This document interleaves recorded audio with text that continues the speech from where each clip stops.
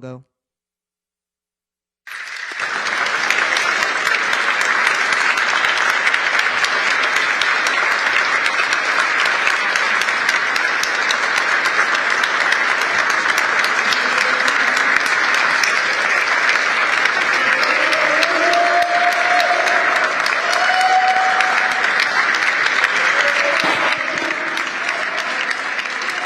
Well, thank you very much. Wow. This is a nice building, I have to tell you.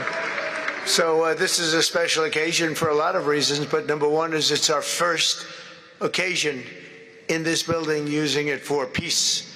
And it's all about peace, and it's a great honor. And Marco, you've done a fantastic job in getting it ready, but it's a spectacular building, and we all appreciate it. And very importantly, we're settling a war that's been going on for decades with millions and millions of people killed. And these two gentlemen spent a lot of time backstage talking to each other, and over at the Oval Office. We were at the Oval Office together. It was beautiful. And I think it's just a very important day. And we have other leaders from other countries. And you said such beautiful things. I'd love to have you come up. We'll finish up, and then I'd love to have you come up, and if you could issue the words that you just issued backstage, which usually doesn't work, you know, it usually never happens. They said, oh, they said it much better before, but you will probably do better up here. But I'd love to have you say how you felt, because it is an amazing day. Great day for Africa, great day for the world, and for these two countries, and they have so much to be proud of. And I want to thank the leaders. I want to thank you very much. It means maybe more because we are here together for the first time ever in this building. Brand new, beautiful building. I don't want to tell you how much it costs, because I hear it's a lot. Okay? They don't build inexpensively here. But I just want to thank you very much. So please sit down, everybody. I want to thank everybody for being here. It's a momentous occasion. It's truly incredible setting. It's very few places I've seen like this. In this holy season, we prepare to celebrate the birth of the Prince of Peace. We have come to the U.S. Institute of Peace to sign a historic agreement that will end one of the longest-running conflicts anywhere in the world, with far more than 10 million people killed. Today, we commit to stopping decades of violence and bloodshed, and to begin a new era of harmony and cooperation between the Democratic Republic of the Congo and Rwanda. I want to thank the two courageous leaders. They are courageous leaders. They really are courageous leaders, great people. President Tshisekedi of the Democratic Republic of the Congo, and President Kagame of Rwanda. They are amazing people, and they had stories to tell me that were incredible. Really fascinating in so many different ways. Sad and beautiful, both sad and beautiful, and today makes them beautiful. I've just held really fantastic meetings with both men and representatives of other countries, where we discussed the importance of upholding this new agreement. Very detailed, powerful agreement. I also want to thank several foreign guests and dignitaries in attendance to celebrate this magnificent event, including the President of Angola. Please, would you stand? And so great to see you. Thank you. The President of Burundi. Thank you very much. Great to see you again. The President of Kenya. We have the Olympics here. You know, they do very well in the Olympics, those runners. I don't know what the heck you do with those runners, but they are very good. I've been watching them for a long time. So we have the Olympics coming to the United States. You know that. Thank you very much. And you'll come as our guest. Thank you. And the President of the Council of Ministers of Togo. Thank you. Thank you very much. The Vice President of Uganda. Thank you.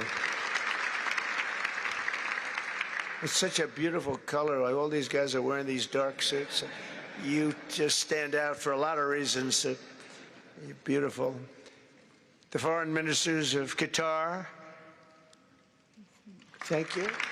Thank you very much. Say hello to my friend, a great man. And the United Arab Emirates. Thank you. Thank you. My regards, right? And the chairman of the African Union Commission, who's done a fantastic job, and thank you for all your help. We appreciate all your help. A special group of people. A very special thanks as well to Secretary of State Marco Rubio. Marco, please stand. Thank you. And thank you for putting a certain name on that building. I said, boy, that is beautiful. That blew up last night. They said, that's a great honor. It really is. On this building, it's a great honor. Thank you very much. I assume you had a lot to do with that. Just a little bit. Yeah. Thank you. Appreciate it. And Senior Advisor for Africa, Masad Boulos, who's been fantastic. Thank you, Masad. All of these people, every one of them were indispensable in forging this agreement. Let me also recognize Senators Mike Rounds and Lindsey Graham. Lindsey, thank you. Mike, wherever you may be. Thank you. Thank you, Mike. Representatives Ronnie Jackson. Where's Ronnie? Ronnie is that great guy. He won his race in Texas by 48 points, right, Ronnie? So I don't have to ask if he's in any, I don't even have to endorse him anymore. It doesn't matter. Save the paper, right? Great job. Chris Smith. Chris? Thank you, Chris. Great. Good job. Trent Kelly. Trent? Thank you very much. Thank you. And the acting president of the Institute for Peace, Darren Beatty. Thank you, Darren, very much. Thank you very much, Darren. For more than 30 years, one of the worst conflicts on earth has been raging in eastern Congo. Millions and millions of people have been tragically killed, went on forever, and countless more have been displaced from their homes. Families have been destroyed. It's been a disaster. Many administrations have tried, but probably not too hard, knowing who preceded me. But they tried. It says they've tried. But we tried harder to end this conflict. But they've accomplished, obviously, they accomplished very little because the killing went on at levels that just got worse and worse. And today we're succeeding where so many others have failed. And this has become the 8th war that we've ended in less than 1 year. Such an exciting thing to do. This has been a really, because we're talking about 30 years of fighting, 30 years, much more than 10 million lives. Last June, thanks to the efforts of Secretary Rubio and Mr. Boulos, Rwanda and the DRC reached a landmark agreement to move toward peace. They started the process. I met with some of their great representatives who are here also. And we started a great process. The compact we're signing today, which will be known as the Washington Accords, everybody sort of liked that name, formalizes the terms agreed to in June, including a permanent ceasefire, the disarmament of non-state forces, provisions for refugees to return to their homes, and justice and accountability for those who have committed illegal atrocities. Very importantly, this agreement also creates a new framework for economic prosperity. There's tremendous wealth in that beautiful earth. It's beautiful earth, but it was stained badly with blood, tremendous amounts of blood.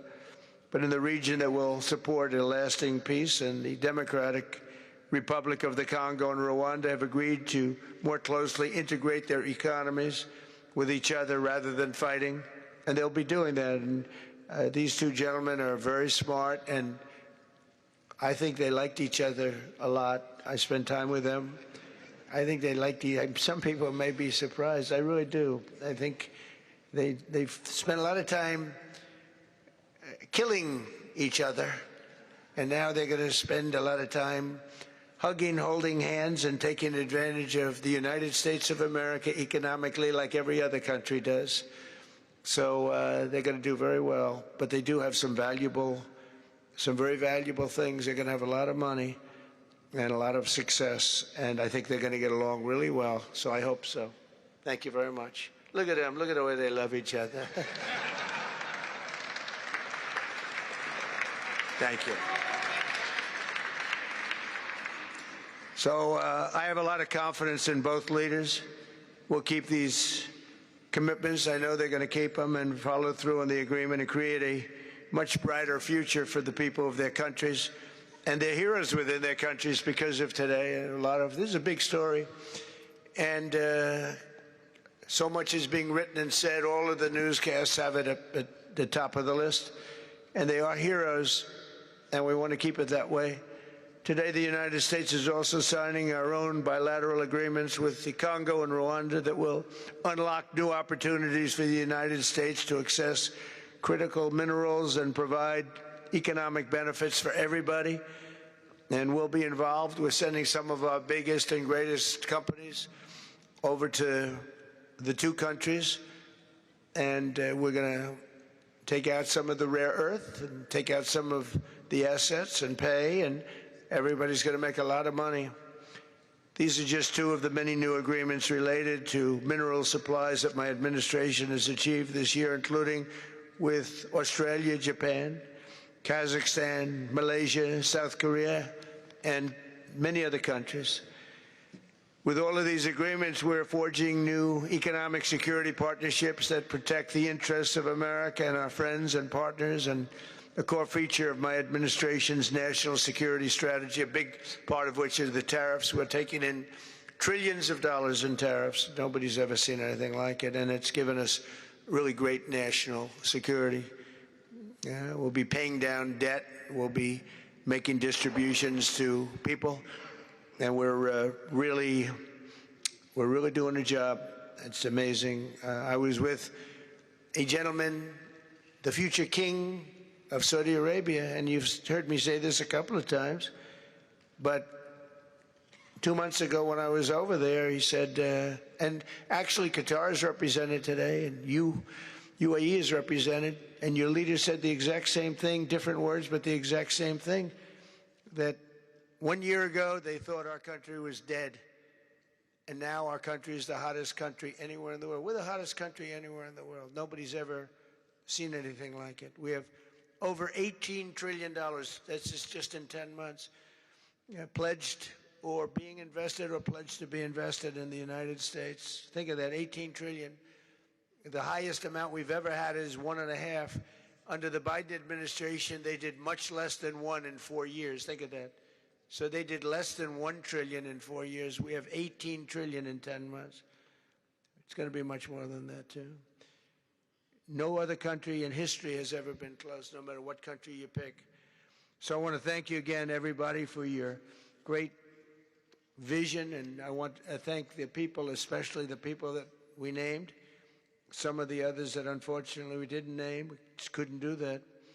But for your vision and for your courage, because it's made it possible to begin healing old wounds and transcending past differences and creating a future where every child of God can live in dignity, prosperity, and peace. And these are two very good men, and they're two potentially very strong countries.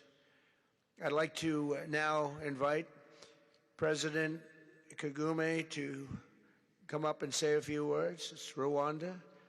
And then, if I may, President of DRC, who really is doing a great job. These are two men that are doing a great job. And again, they are so respected because of what they're doing today and the mission that they've really, I think, accomplished. And we'll see how it all works out, but I think it's going to work out really great. They want to get on to other ways of living for their people, and they're great leaders. Thank you very much. Please, Mr. President, thank you. Thank you very much.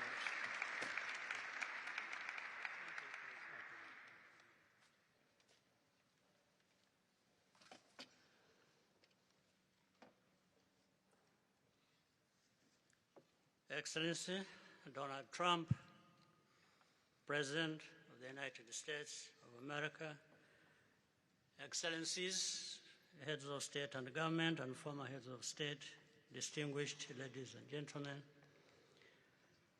I want to begin with some words of thanks. First, to my fellow heads of state and government from Africa, Your presence here confirms that these efforts enjoy the broad support necessary to succeed. I also thank Minister of State Kulaifi, representing His Highness Sheikh Tamim bin Hamad of Qatar. The role of Qatar has been absolutely central in getting us to this point. But of course, the biggest vote of thanks goes to President Donald Trump. No one was asking President Trump to take up this task. Our region is far from the headlines. But when the President saw the opportunity to contribute to peace, he immediately took it. This conflict has lasted for 30 years. We have seen countless mediations and efforts, but none has succeeded in resolving the underlying issues. President Trump introduced a new and effective dynamism that created the space for breakthroughs. His approach is even-handed, never taking sides. He orients us toward the future, not the past, emphasizing that the dividend of peace is prosperity and investment, including from the United States. More importantly, President Trump's approach is pragmatic. The process has not become an end in itself. All of these elements filter down to his dedicated team, and here I want to single out Secretary Rubio and Masad Boulos for special appreciation. We would not be here today without their efforts. And as a result, we have the clearest and most viable path forward that we have ever had. These accords provide everything needed to end this conflict once and for all. If this agreement falters and things do not work out as they are supposed to, the responsibility will not lie with President Trump, but with ourselves.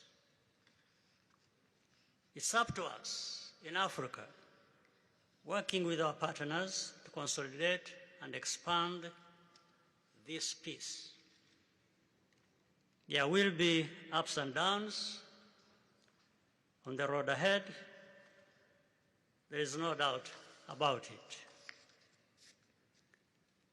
Rwanda, I know, will not be found wanting. I can assure you of that. Our only objective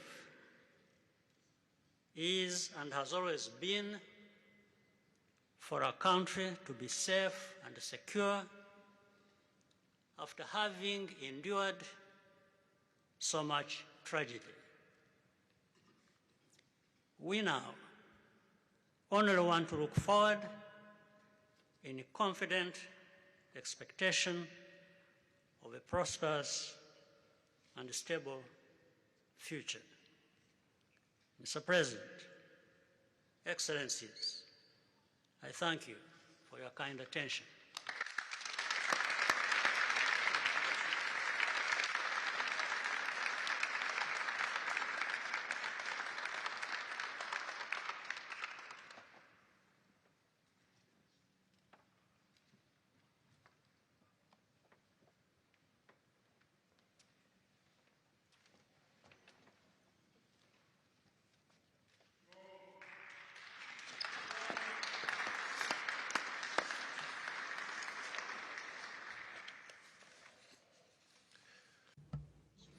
Mr. the President of the United States, Donald Trump, ladies and gentlemen, dear members of the delegations, distinguished guests, as we have just placed our signatures at the bottom of the joint declaration enshrining the Washington agreements for peace and prosperity, I do feel, on behalf of the people of Congo, a deep gratitude and clear hope. First of all, I would like to express quite solemnly our deep thanks to the President of the United States of America, Mr. Donald Trump. I would like to thank his administration and also wish to thank the American people for the critical role that they played for the rapprochement, the closening between the Democratic Republic of Congo and the Republic of Rwanda. To these thanks, I also bring in all of our regional partners and our international partners who, thanks to their commitment and engagement, have consistently made this critical moment possible in the road to peace. First and foremost, we have Sheikh Yanim bin Ahmad Adani.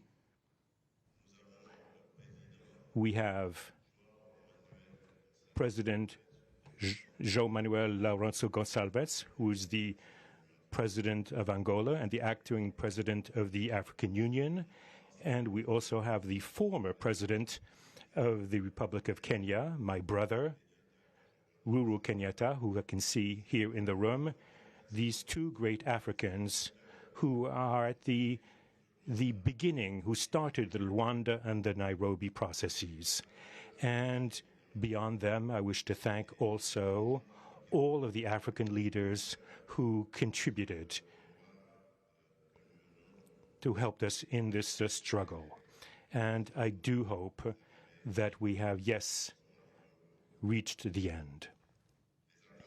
The Washington agreements are not yet another document. These represent a turning point.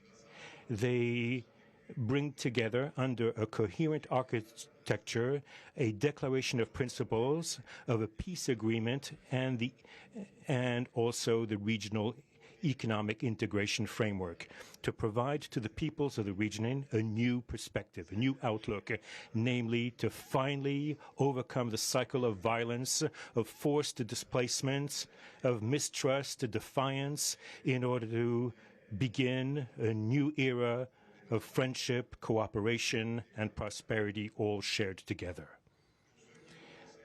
For those involved, the Democratic Republic of Congo takes this solemn commitment to implement with complete sincerity all of our obligations that stem from this agreement.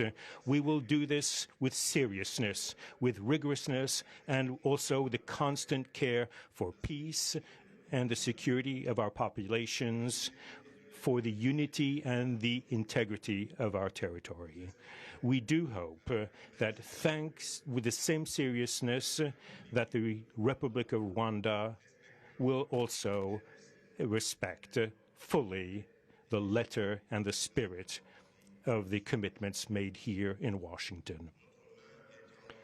We are reaching out for a peaceful cooperation based on mutual respect, non-interference, and the joint struggle against the armed groups, the end of all support to negative forces, and the beginning of fair prosperity on behalf of our two populations. I do believe this day is the beginning of a new path. A demanding path, yes, indeed, quite difficult, but this is a path where peace will not just be a wish, an aspiration, but a turning point. The Democratic Republic of Congo will fully play its part with dignity, with consciousness and consistency, and with the support of our partners. We will remain watchful, vigilant, but not pessimistic. We'll be clear-eyed, but resolutely optimistic. These Washington agreements for peace and prosperity must be for our peoples a symbol of an irreversible commitment to turn the page of confrontations and to open a new era of cooperation and sustainable peace throughout the region. Thank you.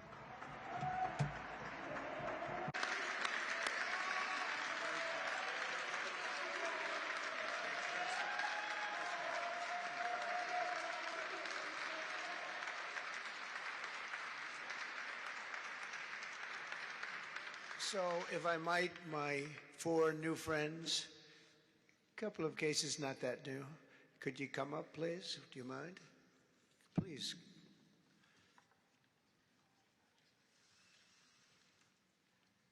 They represent so many and so well, so I just want to thank you very much. Good.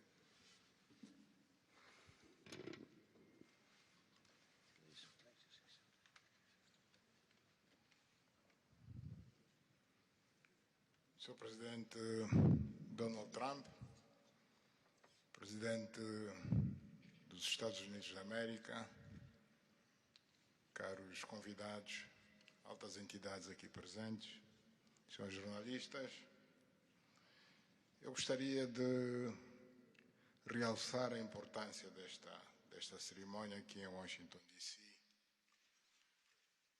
que vai finalmente pôr fim a um conflito que, como já foi dito, dura mais de 3 décadas. Não são exatamente 30 anos, mais do que 3 décadas. Um conflito entre irmãos, países vizinhos e irmãos, que deviam se dar bem, mas que, por razões de diversa ordem, têm vindo a se degladiar ao longo dos anos, com pesadas consequências, quer para as populações de ambos os países, como também para as respectivas economias. A região dos Grandes Lagos é uma região das mais ricas do mundo, não apenas da África. É enormemente rica em recursos hídricos, terras aráveis, florestas, recursos minerais que estão no subsolo, mas, sobretudo, rico nas suas pessoas, com um potencial muito grande para desenvolver aquela região da África que pode catapultar o desenvolvimento de outras regiões igualmente do nosso continente. O mundo atravessa hoje uma crise energética e alimentar. Nós fomos a dizer que a África, e em particular essa região dos Grandes Lagos, tem o potencial, não digo de resolver, mas de contribuir consideravelmente para a resolução dessas duas grandes crises, quer alimentar, quer a energética, não apenas para o nosso continente, mas para o mundo. A grande barragem do Inga, adormecida há bastantes anos, pode contribuir enormemente para a eletrificação do continente e, consequentemente, para a sua industrialização. Em termos de agricultura, o facto de ter terras aráveis, um índice de chuvas bastante regular e abundante, pode-se desenvolver a agricultura naquelas regiões para alimentar o continente. E nada disso tem sido possível fazer-se ao longo de décadas, devido a este conflito que não tem sentido e que, finalmente e felizmente, parece que terá o seu fim hoje aqui em Washington, D.C. Nós procuramos fazer a nossa parte, e quando digo nós, estou-me a referir a Angola, ao Quênia e outros países também africanos. Procuramos fazer o melhor para chegarmos a este momento. Infelizmente não foi possível, mas nós só temos que agradecer ao presidente Trump por ter dado continuidade ao trabalho que nós realizamos e ter conseguido alcançar esse desfecho do qual todos nós sairemos a ganhar. Portanto, mais uma vez, o presidente Trump fez a parte que lhe compete e nós esperamos e acreditamos que é o que vai acontecer, que as duas partes, ou seja, as autoridades da República Democrática do Congo e da República do Rwanda também farão a sua parte para a implementação com êxito deste acordo.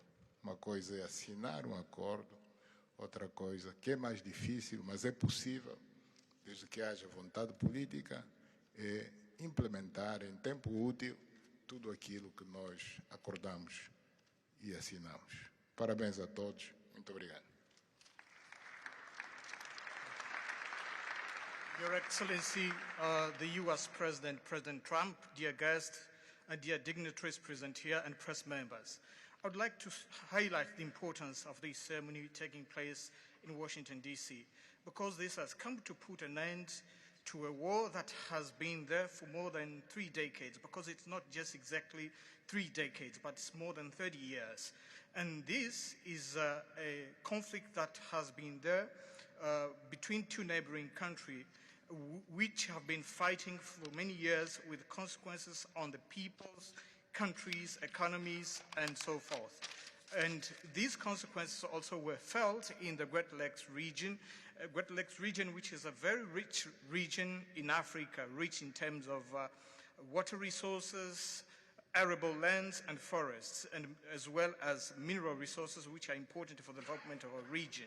So it's important that we've reached to this point where the agreement is going to be, has been signed, a peace deal, which will benefit immensely the whole region and will unleash the opportunities for the development of our continent, and as well as to helping the whole world in terms of fighting against the food crisis and energy crisis which the whole world is going through now. We believe that the Great Lakes region will have to play a great role in providing resources to the international community. And of course, solving this conflict will also help solve other crises, not only in the continent as we know, but worldwide. For example, the Great Inga Hydro project in Congo is important. It can help to electrify the continent and consequently help in terms of developing agriculture and providing agriculture, arable lands, and abundant resources that we have that can be used. We know that Africa possesses a lot of other resources such as rainfalls, which are important for agriculture. So nothing has nothing would just justify this war, but eventually the most important thing that it has come to war. We sought as Africans to do our part. When I say Africans, I mentioned countries such as Angola, Kenya, and other African countries, but unfortunately we couldn't make it. But we now want to thank President Donald Trump for having helped to reach this important milestone. We believe, once again, we have to thank him for what he has done, and what comes next now is to appeal to the two parties, that is the Democratic Republic of the Congo and the Republic of Rwanda, to implement successfully this agreement for the benefit of their countries, their people, and including our continent of Africa. Thank you very much.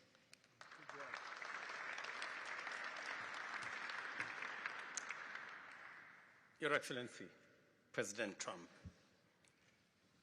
fellow heads of state, today's signing of the Washington Peace Accord for Eastern DRC is not merely a monumental diplomatic milestone. It is a decisive act to end a devastating conflict that has scarred the region for decades. Mr. President, what you have achieved is not only transformative, it is consequential and historic. This conflict has destroyed livelihoods, destabilized our region, and threatened the future of the entire Great Lakes African continent. Today's achievement culminates a relentless regional effort anchored by the foundational work of the East African Community and SADC, and today, this Washington process. The coordinated Nairobi, Rwanda, and Washington process has created the essential pathway that brings us to this pivotal moment. We would like to extend our gratitude to President Tshisekedi and President Kagame for their leadership during this process. Reaching this point was made possible by the unparalleled consequential convening power of the United States and President Trump's resolute and focused commitment to global peace. Your clarity, Mr. President, of purpose and ability to rally stakeholders together has brought us to this point. We therefore extend our profound gratitude to President Trump, whose bold leadership has been instrumental in delivering this breakthrough. Our presence here, Mr. President, as regional leaders, is a testament of our collective resolve. We will spare no effort to ensure this agreement is fully realized, mobilizing every resource and partner to secure peace and unlock the region's immense economic promise. The protracted conflict on our continent continues to hold back Africa. Our current 3% share of global trade is stark evidence of how far this war has held us back. A peaceful Eastern DRC can unlock one of Africa's greatest economic opportunities. Our vast resources, the young talent that we have, connected through our regional infrastructure and the Africa Continental Free Trade Area, can ignite an unprecedented transformation. A peaceful and integrated Great Lakes region will accelerate innovation, predictable government reduces risk, harmonized regulation lowers costs, and open borders increase trade, attracting value-added industries to our continent. For too long, Africa has exported raw materials only to import refined products at great cost. Our regional economic integration framework, Mr. President, that you have spoken to here, will build value chains in minerals, manufacturing, and agri-processing, creating jobs and creating wealth. The Great Lakes region stands at the threshold of a new era. Peace will open doors, integration will guide us, and private sector dynamism will propel us forward. In conclusion, as we celebrate progress in the DRC, we must not look away from other crises. I want to ask you respectfully, Mr. President, that in your quest for global peace, to support efforts to resolve the humanitarian catastrophe in Sudan. I thank you.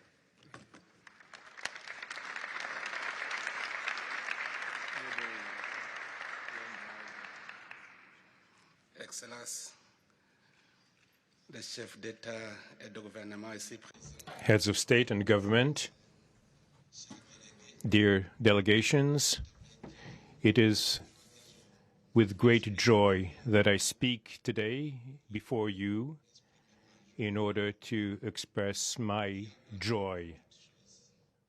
There is a time for everything. There's a time for destruction, and there's a time to build. There's a time for despair, and there's a time for hope. Today, we are experiencing a great day.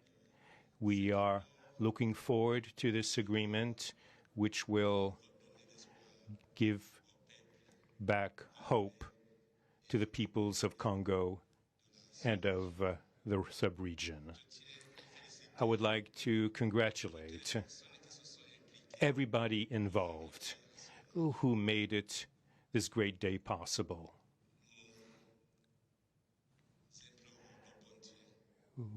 We urge God to continue to guide us, to guide the steps of all people of goodwill who will become involved for its implementation. Committing oneself is something, but implementing is something else, which is why I call upon all of you, provide your contribution to actually implement this accord. As far as we are concerned,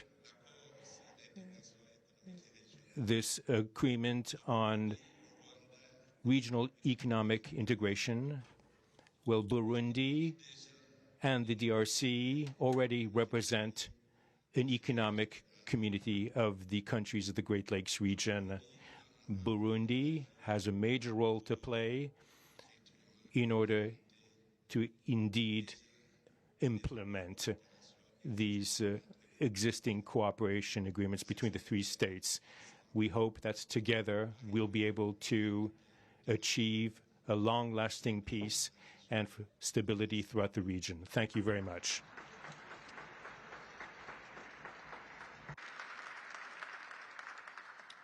Thank you very much. And I just want to introduce a friend of mine who I just noticed in the audience. He's in charge of a very small sport called here, soccer, over there, football.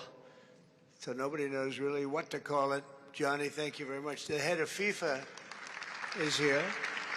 And I can report to you that we have sold more tickets than any country anywhere in the world at this stage of the game. And I think we probably broke all records before you even get close. And you have a big event on Friday at the Trump Kennedy Center. Oh, excuse me, at the Kennedy Center.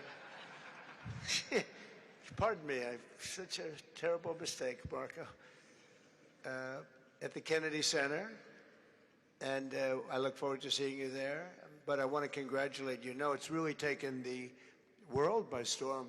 You've never done anything like what's happening in terms of ticket sales. I make a lot of enemies telling people, I'm sorry, I can't get you tickets. I just can't do it. But congratulations, you've done a fantastic job. A great leader in sports and a great gentleman. Thank you very much, Johnny. And now we're going to sign a very important agreement. Thank you.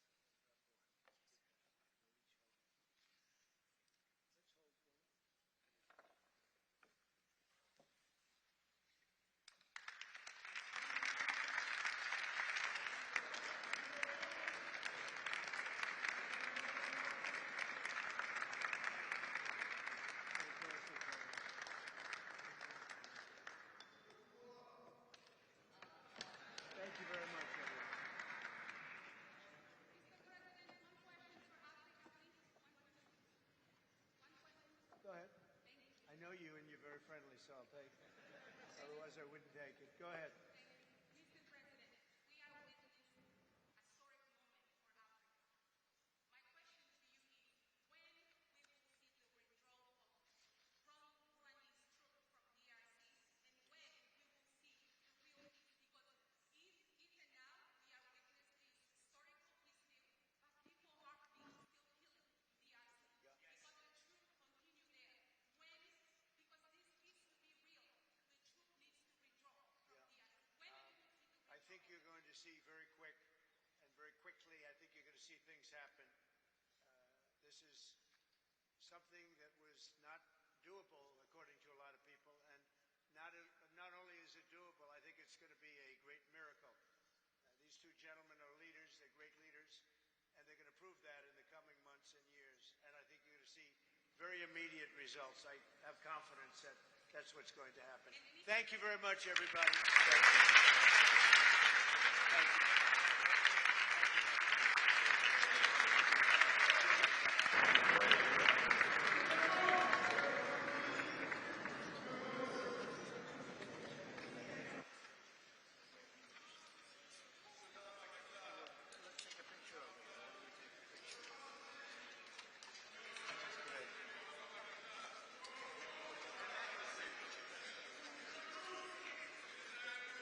That's a big deal. They like his people.